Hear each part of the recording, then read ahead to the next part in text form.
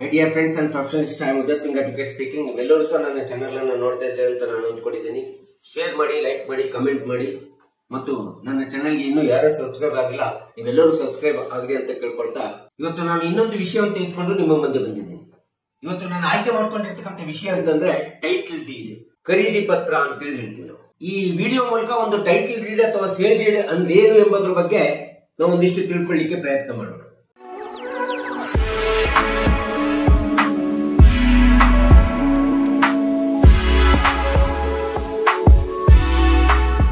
ನಾವು ಸಹಜವಾಗಿ ಯಾವುದೇ ಭೂಮಿಯನ್ನ, ಮನೆಯನ್ನ, ಫ್ಲಾಟ್ ಅನ್ನ ಅಥವಾ ಸೈಟ್ ಅನ್ನ ಖರೀದಿ ಮಾಡ್ತೀವಿ ಅಥವಾ ಸೇಲ್ ಡೀಡ್ ಅನ್ನ ಮಾಡ್ತೀವಿ, ಖರೀದಿ ಪತ್ರವನ್ನ ಮಾಡ್ತೀವಿ. ಇಂತ ಒಂದು ಟೈಟಲ್ ಡೀಡ್ ಅನ್ನ ನಾವು ಸೇಲ್ ಡೀಡ್ ಅಂತ ಹೇಳ್ತೀವಿ. ಈ ಸೇಲ್ ಡೀಡ್ ಅಥವಾ ಟೈಟಲ್ ಡೀಡ್ ನಮ್ಮದೇ ಆದಂತ ಓನರ್ಶಿಪ್ ಅನ್ನ, ಖರೀದಿ ಮಾಡದಂತ ಆಸ್ತಿಯನ್ನ ಗುರುತಿಸತಕ್ಕಂಥದ್ದು, ಓನರ್ಶಿಪ್ಪಿನ ಹಕ್ಕನ್ನ ಪಡೆಯತಕ್ಕಂಥದ್ದೇ ಟೈಟಲ್ ಡೀಡ್ ಅಥವಾ ಸೇಲ್ ಡೀಡ್ ಅಂತೇಳಿ ನಾವು ಕರೀತಾ ಇದ್ದೀವಿ. ಈ ಮೂವೇಬಲ್ ಪ್ರಾಪರ್ಟಿ ಅಥವಾ ಇಮೂವೇಬಲ್ ಪ್ರಾಪರ್ಟಿ, ವಿಶೇಷವಾಗಿ ಇಮೂವೇಬಲ್ ಪ್ರಾಪರ್ಟಿ ಅಂತ ಇರ್ತದಲ್ಲ, ಆ ಇಮೂವೇಬಲ್ ಪ್ರಾಪರ್ಟಿ ಬೈಯರ್ ಮತ್ತು ಸೆಲ್ಲರ್ ನಡುವೆ ಆಗುತ್ತಕ್ಕಂತ ಒಂದು ಸೇಲ್ ಅಗ್ರಿಮೆಂಟ್ ಏನಿದೆ, ವಚನ ಖರೀದಿ ಪತ್ರ ಅಂತ ಏನಿದೆಲ್ಲ, ಆ ವಚನ ಖರೀದಿ ಪತ್ರ ಏನಿದೆ ಆಸ್ತಿಯನ್ನು ಒಬ್ಬರಿಂದ ಇನ್ನೊಬ್ಬರಿಗೆ ವರ್ಗಾವಣೆ ಮಾಡ್ತದಲ್ಲ, ಆ ವರ್ಗಾವಣೆ ಮಾಡುವಂತದ್ದು ಮಾಲೀಕತ್ವವನ್ನ ತಿಳಿಸ್ಕೊಡ್ತದೆ. ಆ ರೀತಿ ವರ್ಗಾವಣೆ ಆದಾಗ ಮಾತ್ರ ನಾವು ಟೈಟಲ್ ಡೀಡ್ ಪಡ್ಕೊಳ್ಳಿಕ್ಕೆ, ಟೈಟಲ್ ಡೀಡ್ ಆಸ್ತಿ ನಮ್ದು ಅಂತೇಳಿ ಟೈಟಲ್ ಡೀಡ್ ನಿರ್ಧಾರ ಮಾಡ್ತದೆ. ಸೊ ಇಂತ ಒಂದು ಟೈಟಲ್ ಡೀಡ್ ಕಾನೂನುಬದ್ಧವಾದಂತದ್ದು ಹೌದು ಅಲ್ಲೋ ಅಂತ ಹೇಳ್ಬೇಕಂತಂದ್ರೆ, ಯಾವುದೇ title deed without proper registration as per registration act 1908 section 17 ಪ್ರಕಾರ, ಕ್ಲಾಸ್ 1 ಪ್ರಕಾರ ಪ್ರತಿಯೊಂದು ಟೈಟಲ್ ಡೀಡ್ ರಿಜಿಸ್ಟರ್ಡ್ ಆಗಿರಬೇಕು. ಆ ರೀತಿ ರಿಜಿಸ್ಟರ್ಡ್ ಆದಂತ ಟೈಟಲ್ ಡೀಡ್ ಅನ್ನು ಮಾತ್ರ ನಾವು ಪಡ್ಕೊಂಡಾಗ ಮಾತ್ರ ನಾವು ಮಾಲೀಕರು ಅಂದ್ಕೊಳ್ಳಿಕ್ಕೆ ಸಾಧ್ಯ. ಆಗ ನಮಗೆ ಮಾಲೀಕರು ಅಂತೇಳಿ ಸಾಬೀತುಪಡಿಸ್ತದೆ ಟೈಟಲ್ ಡೀಡ್. ಈ ರೀತಿ ರಿಜಿಸ್ಟರ್ಡ್ ಟೈಟಲ್ ಡೀಡ್ ಅನ್ನ ಮಾತ್ರ you can claim the it is you are a legal ownership. ನೋಂದಣಿಯಾದಂತ ಖರೀದಿ ಪತ್ರ ಟೈಟಲ್ ಡೀಡ್ ಅನ್ನ ಹೊಂದಿದ್ದಾಗ ಮಾತ್ರ ನೀವು ಕಾನೂನುಬದ್ಧವಾದ ಮಾಲೀಕರಾಗಲಿಕ್ಕೆ ಸಾಧ್ಯ. ಒಂದು ವೇಳೆ ಅನ್ರಿಜಿಸ್ಟರ್ಡ್ ಆಗಿತ್ತು ಅಂತ ನೀವು ಮಾಲೀಕರಾಗಲಿಕ್ಕೆ ಸಾಧ್ಯ ಇಲ್ಲ. ಟ್ರಾನ್ಸ್ಫರ್ ಪ್ರಾಪರ್ಟಿ ಆಕ್ಟ್ 1882 ಅನ್ನ ನೋಡ್ತಾ ಹೋದಾಗ ಸೆಕ್ಷನ್ 54 ಸ್ಪಷ್ಟವಾಗಿ ಹೇಳ್ತದೆ. ಸೆಕ್ಷನ್ 54 ಡಿಫೈನ್ ಮಾಡ್ತದೆ ಇಂತ ಒಂದು ರಿಜಿಸ್ಟರ್ಡ್ ಟೈಟಲ್ ಡೀಡ್ ಮೂಲಕ ಏನು ಪ್ರಾಪರ್ಟಿ ಟ್ರಾನ್ಸ್ಫರ್ ಆಗುತ್ತೆ, ಆ ರೀತಿ ಟ್ರಾನ್ಸ್ಫರ್ ಆದಂತ ಪ್ರಾಪರ್ಟಿಯನ್ನ ಮಾತ್ರ ಓನರ್ ಆಗಲಿಕ್ಕೆ ಸಾಧ್ಯ ಅಥವಾ ಓನರ್ಶಿಪ್ ಅನ್ನ ಪಡ್ಕೊಳ್ಳಿಕ್ಕೆ ಸಾಧ್ಯ ಅಂತೇಳಿ ಟ್ರಾನ್ಸ್ಫರ್ ಪ್ರಾಪರ್ಟಿ ಆಕ್ಟ್ ಸೆಕ್ಷನ್ 54 ಸ್ಪಷ್ಟವಾಗಿ ನಮಗೆ ತಿಳಿಸ್ಕೊಡ್ತಾ ಇದೆ.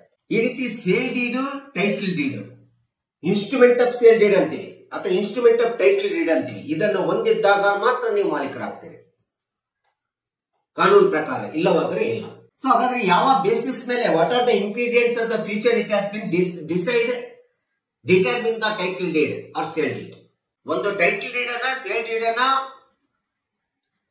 ಯಾವ ಫೀಚರ್ಸ್ ಗಳ ಆಧಾರದ ಮೇಲೆ it is a perfect ownership ಇದೆ ಅಂತೇಳಿ ನಾವು ನಿರ್ಧರಿಸಲಿಕ್ಕೆ ಸಾಧ್ಯ ಆಗುತ್ತೆ ಅಂತಂದ್ರೆ, ಫಸ್ಟ್ ಡಿಸ್ಕ್ರಿಪ್ಷನ್ ಆಫ್ ದ ಪ್ರಾಪರ್ಟಿಯನ್ನು ಹೊಂದಿರಬೇಕು. ಯಾವುದೇ ಟೈಟಲ್ ಡೀಡ್ ಆಗಲಿ ಡಿಸ್ಕ್ರಿಪ್ಷನ್ ಆಫ್ ಪ್ರಾಪರ್ಟಿ ಅಂತಂದ್ರೆ ಸರ್ವೆ ನಂಬರ್ ಇರ್ಬೋದು, ಬೌಂಡ್ರೀಸ್ ಇರಬಹುದು ಅಥವಾ ಏರಿಯಾಸ್ ಇರಬಹುದು, ಪ್ರಾಪರ್ಟಿ ಲೊಕೇಶನ್ ಇರಬಹುದು. It is our the most important future ಅಥವಾ ingredients to determine the you are the owner of the title deed, concern the title deed. ಇನ್ನ second ಅಂತಂದ್ರೆ title deed ಒಳಗಡೆ the parties full name and address ಇರಬೇಕು. ಪಕ್ಷಕಾರ ಸಂಪೂರ್ಣ ಹೆಸರು ಇರಬೇಕು, ಪೂರ್ಣ ವಿಳಾಸವನ್ನು ಹೊಂದಿರಬೇಕು, ಫುಲ್ ಅಡ್ರೆಸ್ ಅನ್ನು ಹೊಂದಿರಬೇಕು. ಬೈಯರ್ ಮತ್ತು ಸೆಲ್ಲರ್ ನ ಐಡಿ ಕಾರ್ಡ್ ಅನ್ನ ಸ್ಪಷ್ಟವಾಗಿ ಹೊಂದಿರಬೇಕು ಟೈಟಲ್ ಡೀಡ್. ಆಮೇಲೆ sale consideration, sale conditions, price, how much value of the property, price of the property paid ಮತ್ತು ಮೋಡ್ ಆಫ್ ಪೇಮೆಂಟ್, ಇದೆಲ್ಲದೂ ಕೂಡ ಟೈಟಲ್ ಡೀಡ್ ಒಳಗಡೆ ಅಥವಾ ಸೇಲ್ ಡೀಡ್ ಒಳಗಡೆ ನಮೂದನೆ ಆಗಿರ್ಬೇಕಾಗುತ್ತೆ. ಆಗ ಮಾತ್ರ ನೀವು ಅದಕ್ಕೆ ಷರತ್ತುಬದ್ಧ ಓನರ್ ಆಗಲಿಕ್ಕೆ ಸಾಧ್ಯ ಆಗ್ತದೆ. ಇನ್ನು property it has been transfer from one person to the another person, it has to be legal and legitimate ಆಗಿ ಟ್ರಾನ್ಸ್ಫರ್ ಆಗಿರಬೇಕು. ಆಸ್ತಿ ಒಬ್ಬ ವ್ಯಕ್ತಿಯಿಂದ ಇನ್ನೊಬ್ಬ ವ್ಯಕ್ತಿಗೆ, ಮಾರಾಟಗಾರನಿಂದ ಕೊಂಡುಕೊಂಡವನಿಗೆ ವರ್ಗಾವಣೆ ಆಗಬೇಕಾದ್ರೆ ಅದು ಕಾಯ್ದೆಬದ್ಧವಾಗಿ ವರ್ಗಾವಣೆ ಆಗಬೇಕಾಗುತ್ತೆ ನೀವು ಯಾವುದೇ ಒಂದು ಟೈಟಲ್ ಡೀಡ್ಗೆ ಮಾಲೀಕರಾಗಲಿಕ್ಕೆ. ಸೊ ಇಂಥ ಒಂದು ಟೈಟಲ್ ಡೀಡ್ ಅನ್ನ ನೀವು ಒಬ್ಬರಿಂದ ಇನ್ನೊಬ್ಬರಿಗೆ ವರ್ಗಾವಣೆ, ಮಾಲೀಕತ್ವದ ವರ್ಗಾವಣೆ ಆಗಬೇಕಾದ್ರೆ 2 ವಿಟ್ನೆಸಸ್ ಬಹಳ ಮುಖ್ಯ. ಆ ಒಂದು ಟೈಟಲ್ ಡೀಡ್ಗೆ, ಸೇಲ್ ಡೀಡ್ಗೆ ಇಬ್ರು ವಿಟ್ನೆಸಸ್, ಸಾಕ್ಷಿದಾರರನ್ನು ಹಾಕಿಸ್ತಕ್ಕಂಥದ್ದು ಮುಖ್ಯ ಆಗಿರ್ತದೆ. ಇನ್ನೊಂದು ಪ್ರಮುಖವಾದಂತ ಅಂಶ ಅಂತಂದ್ರೆ ಸ್ಟಾಂಪ್ ಡ್ಯೂಟಿ, ಪ್ರಾಪರ್ಟಿ ಸ್ಟಾಂಪ್ ಡ್ಯೂಟಿಯನ್ನು ಕಟ್ಟಬೇಕಾಗುತ್ತೆ, ರಿಜಿಸ್ಟ್ರೇಷನ್ ಡೀಟೇಲ್ಸ್ ಅನ್ನು ಹೊಂದಿರಬೇಕಾಗುತ್ತೆ, ಪೇಮೆಂಟ್ಸ್ ಅನ್ನು ಹೊಂದಿರಬೇಕಾಗುತ್ತೆ, ರಿಜಿಸ್ಟ್ರೇಷನ್ ನಂಬರ್ ಅನ್ನ ಸಬ್ ರಿಜಿಸ್ಟರ್ ನಲ್ಲಿ ಮಾಡಿಸಿರ್ಬೇಕಾಗುತ್ತೆ, ನಿಮ್ಮ ನಂಬರ್ ಅನ್ನ ಅಲಾಟ್ಮೆಂಟ್ ಮಾಡಿಸಿರ್ಬೇಕಾಗುತ್ತೆ ನಿಮ್ಮ ಟೈಟಲ್ ಡೀಡಿಗೆ. ಆಗ ನೀವು ಮಾಲೀಕರಾಗ್ತೀರಿ, ಕಾನೂನುಬದ್ಧ ಮಾಲೀಕರಾಗ್ತೀರಿ. ಅಷ್ಟೇ ಅಲ್ಲದೆ ನಿಮ್ಮ ಒಂದು ಟೈಟಲ್ ಡೀಡ್ ಯಾವುದೇ ರೀತಿಯಾದಂತ ಮಾರ್ಗೇಜ್ ಆಗಲಿ ಅಥವಾ ಇನ್ನೊಬ್ಬರಿಗೆ ಅಥವಾ ಯಾವುದೇ ಫೈನಾನ್ಷಿಯಲ್ ಇನ್ಸ್ಟಿಟ್ಯೂಷನ್ ಅಲ್ಲಿ ಸಾಲ ತೆಗೆದುಕೊಂಡಿಲ್ಲ ಅಂತ ಅನ್ಬೇಕಾದ್ರೆ ನಿಮಗೆ ಟೈಟಲ್ ಡೀಡ್ ಸ್ಪಷ್ಟವಾದಂತ ಇಸಿಎನ್ ಎನ್ಕಂಬರೆನ್ಸ್ ಸರ್ಟಿಫಿಕೇಟ್ ಅನ್ನು ಹೊಂದಿರಬೇಕು, ಋಣಭಾರ ಪ್ರಮಾಣ ಪತ್ರವನ್ನು ಕೂಡ ಹೊಂದಿರಬೇಕಾಗುತ್ತೆ. ಆಗ ಮಾತ್ರ ನೀವು ರಿಯಲ್ ಟೈಟಲ್ ಡೀಡ್ ನ ಮಾಲೀಕರಾಗಲಿಕ್ಕೆ ಸಾಧ್ಯ. ಸೊ ಯಾಕೆ ಈ ರೀತಿಯಾದಂತ ಒಂದು ಟೈಟಲ್ ಡೀಡ್ಗೆ ಇಂಪಾರ್ಟೆನ್ಸ್ ಅನ್ನು ಕೊಡಬೇಕಾಗುತ್ತೆ, ಸಿಗ್ನಿಫಿಕೆನ್ಸ್ ಅನ್ನು ಕೊಡಬೇಕಾಗುತ್ತೆ ಅಂತಂದ್ರೆ, your title deed is A legal proof of ನಿಮ್ಮ ಓನರ್ಶಿಪ್. ನೀವೇ ಅದಕ್ಕೆ ಓನರ್ ಅಂತ ಹೇಳಲಿಕ್ಕೆ ಲೀಗಲ್ ಪ್ರೂಫ್ ಆಗಿರ್ತಕ್ಕಂಥದ್ದು ಮೊಟ್ಟ ಮೊದಲನೇದಾಗಿರ್ತಕ್ಕಂಥ ಒಂದು ದಾಖಲೆ ಅಂತಂದ್ರೆ your sale deed or title deed. That's it is the most important document ಅಂತ ಹೇಳ್ಬೋದು. ಸೊ ಇನ್ನು ಎರಡನೇ ಒಂದು ಅತಿ ಪ್ರಮುಖವಾದಂತಹ ಮಹತ್ವ ಟೈಟಲ್ ಡೀಡ್ ನಲ್ಲಿ ನಾವು ಕಂಡುಕೊಳ್ಳೋದಂತಂದ್ರೆ, ಟೈಟಲ್ ಡೀಡ್ ಇದ್ದಾಗ ನಿಮ್ಮಲ್ಲಿ ಟೈಟಲ್ ಡೀಡ್ ನಿಮ್ಮ ಹೆಸರಿಗೆ ಇದೆ ಅಂತಂದ್ರೆ ಫ್ರಾಡ್ ಪ್ರಿವೆನ್ಷನ್ ಮಾಡಬಹುದು. ಟೈಟಲ್ ಡೀಡ್ ನಿಮ್ಮ ಹೆಸರಿಗೆ ಇಲ್ಲದೆ ಇದ್ದಾಗ ನೀವು ಮೋಸಕ್ಕೆ ಒಳಗಾಗಿದ್ದೀರಿ ಅಂತ ಆಗುತ್ತೆ, ಮೋಸ ವಂಚನೆಯಿಂದ ಕೂಡಿದೆ ಅಂತ ಹೇಳಾಗ್ತದೆ. ಮೋಸದ ಸಂರಕ್ಷಣೆಯಿಂದ ಉಳ್ಕೋಬೇಕಂತಂದ್ರೆ ಟೈಟಲ್ ಡೀಡ್ ಏನಿದೆಯಲ್ಲ ಅದು ಯಾವತ್ತೂ ಕೂಡ ನಿಮ್ಮ ಹೆಸರಿಗೆ ಇರಬೇಕು. ಟೈಟಲ್ ಡೀಡ್ ಒಂದೇ ಆಸ್ತಿಯನ್ನ ಬೇರೆ ಬೇರೆಯವರಿಗೆ ಮಾರಾಟ ಮಾಡಿದಾಗ ಅಥವಾ ಇಬ್ಬರು ವ್ಯಕ್ತಿಗೆ 3 ವ್ಯಕ್ತಿಗೆ ಮಾರಾಟ ಮಾಡಿದಂತ ಸಂದರ್ಭದಲ್ಲಿ ಡಬಲ್ ಅಥವಾ more than multiple persons having the properties title deed ಅಂತೇಳಿ ಕಂಡು ಬಂದಾಗ ಆಗ ಅದಕ್ಕೆ ನೀವು ಕಾನೂನುಬದ್ಧವಾದಂತ ಮಾಲೀಕರಾಗೋದಿಲ್ಲ, ನೀವು ಸಹ ಮೋಸ ವಂಚನೆಗೊಳಗಾಗಿದ್ದೀರಿ ಅಂತೇಳಿ ಗೊತ್ತಾಗ್ತದೆ. ಯಾಕಂದ್ರೆ ಎಷ್ಟೋ ಸಾರಿ ಒಂದೇ ಆಸ್ತಿಯನ್ನ ಬೇರೆ ಬೇರೆಯವರಿಗೆ ಬರ್ಕೊಟ್ಟಿರ್ತಾರೆ, ಅಗ್ರಿಮೆಂಟ್ ಅಥವಾ ಕಾಂಟ್ರಾಕ್ಟ್ ಮಾಡಿಕೊಟ್ಟಿರ್ತಾರೆ. ಅಂತ ಸಂದರ್ಭದಲ್ಲಿ ನೀವೇ ಆ ಒಂದು ಟೈಟಲ್ ಡೀಡ್ಗೆ ಮಾಲೀಕರು ಅನ್ಸ್ಕೊಳ್ಳಿಕ್ ಆಗೋದಿಲ್ಲ, ಯಾಕಂದ್ರೆ ಫ್ರಾಡ್ ಫಾಲ್ಸ್ ಆಗಿರ್ತದೆ. ಈ ರೀತಿ ಕಾನೂನುಬದ್ಧವಾಗಿ ಟೈಟಲ್ ಡೀಡ್ ಬಂದಾಗ ಫ್ರಾಡ್ ಪ್ರಿವೆನ್ಷನ್ ಆಗಲಿಕ್ಕೆ ಸಾಧ್ಯತೆ ಇದೆ, ತಡೆಗಟ್ಟಬಹುದು ಮೋಸ ವಂಚನೆಯನ್ನು. ಇನ್ನು ಯಾವುದೇ ಒಂದು ಟೈಟಲ್ ಡೀಡ್ ನಿಮ್ಮ ಹೆಸರಿನ ಮೇಲೆ ಇದೆ ಅಂದಾಗ ಮಾತ್ರ ನೀವು ಯಾವುದೇ ಒಂದು ಲೋನ್ ಪಡೆಯತಕ್ಕಂಥದ್ದಾಗ್ಬೋದು, ಮಾರ್ಟೇಜ್ ಮಾಡ್ತಕ್ಕಂಥದ್ದಾಗ್ಬೋದು, ಅಥವಾ ಇನ್ನೊಬ್ಬರಿಗೆ ಗಿಫ್ಟ್ ಡೀಡ್ ಮಾಡ್ತಕ್ಕಂಥದ್ದಾಗ್ಬೋದು, ಫೈನಾನ್ಷಿಯಲ್ ಸಂಸ್ಥೆಗಳಲ್ಲಿ ನಿಮಗೆ ಬೇಕಾದಂತ ಸಂದರ್ಭದಲ್ಲಿ ಆರ್ಥಿಕ ಸಹಾಯವನ್ನು, ಲೋನ್ ಅನ್ನು, ಸಾಲವನ್ನು ಪಡ್ಕೊಳ್ಳಿಕ್ಕೆ ಟೈಟಲ್ ಡೀಡ್ ನಿಮಗೆ ಸ್ಪಷ್ಟವಾಗಿ ಸಾಲ ತೆಗೆದುಕೊಳ್ಳಿಕ್ಕೆ ಅನುಕೂಲ ಆಗ್ತದೆ. ಇನ್ನು ಕೊನೆಯದಾಗಿ ಅಂತಂದ್ರೆ ಇನ್ಹೆರಿಟೆನ್ಸ್ ಅಂಡ್ ಸಕ್ಸೆಷನ್.